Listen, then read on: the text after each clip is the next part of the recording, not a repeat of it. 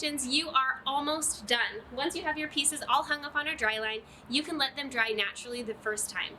I love seeing them all hung together. It's really fun, and it also, in my experience, has worked really well to let the towels dry naturally outside in the sunshine and the wind the very first time. Of course, if you're indoors and that's impossible, you can use a dry rack and let it dry by itself the very first time. Don't toss them in the dryer to hurry things up. I found that sometimes that will leach a little bit of dye onto the other white pieces of the fabric. So the very first time you dry them, hang them up and let them dry. Just be a little bit patient with that process. After you've done this and you've let them dry completely, then you can wash and dry them in your washing machine. The very first time you wash all of your newly dyed pieces, you're going to want to wash them completely separate from anything else. That first wash is going to get out all of the rest of the little bits of dye that may have come out if you were a perfect rinser, which we know we aren't, right?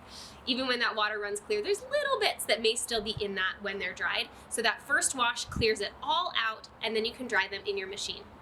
After that first wash, I've never had any problem with my indigo dyed pieces dyeing anything else in the wash. I use towels like this in my kitchen every single day, and I wash them in my washing machine with all of the other things that go in there on a regular basis. So I don't worry too much about my indigo leaching onto other things if I have let it dry naturally and then washed it separately the very first time. Now, because you're using your towels or wearing your clothing or washing your curtains or your bedding, whatever it is that you've dyed, you're going to see a little bit of fading over time. It won't happen super quickly, but you will notice from one year to the next that whatever the darkest blue that you went gets a little bit lighter over time. It's just part of the natural aging process of this dye. The final step in your indigo dye and shibori workshop is just to enjoy all of the beautiful handmade things that you've made.